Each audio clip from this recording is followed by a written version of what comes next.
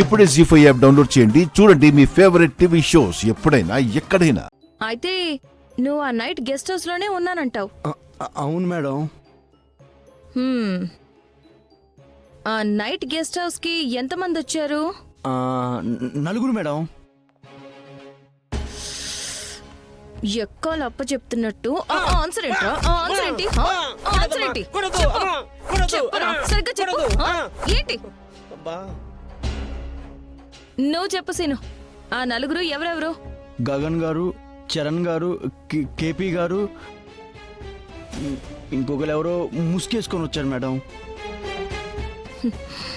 History book లో రాజుల పేర్లు చెప్పినట్టు ఆ నలుగురు ఏంట్రా? ఆ నలుగురు వాడితో నిజం చెప్పిన కోసం నన్ను ఇలా కొట్టుకుని పదండి పాత్రం నలుగురు అంటావా?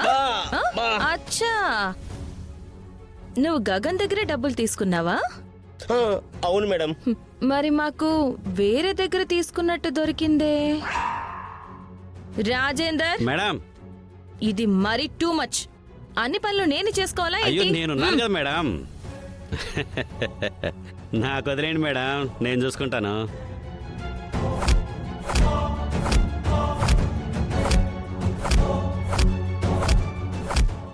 చెప్పరా? చెప్పు. ఇప్పుడు చెప్పు. చెప్పు. ఆ నైట్ గెస్ట్ హౌస్ కి ఎంతమంది వచ్చారు? 5 మేడం.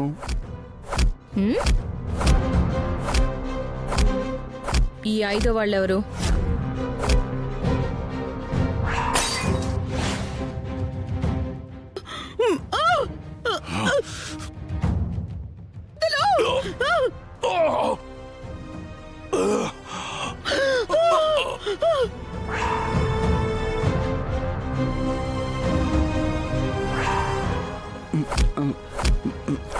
అపూర్వ గారు మేడం.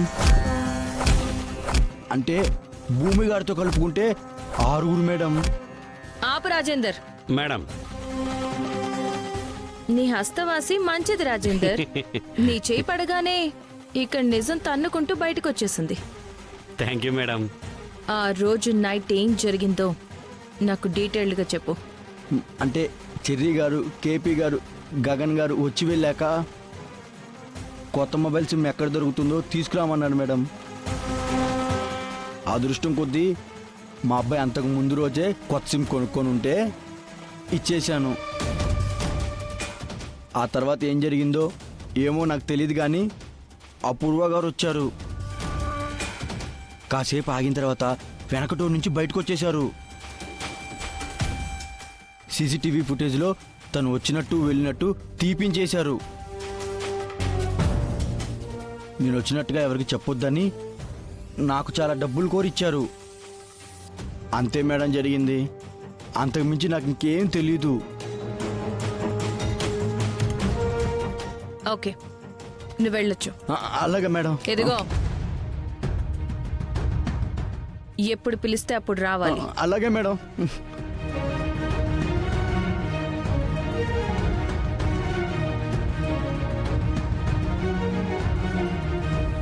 జీ5 యాప్ డౌన్లోడ్ చేసి అన్ని ఎపిసోడ్స్ పూర్తి ఉచితంగా చూడండి.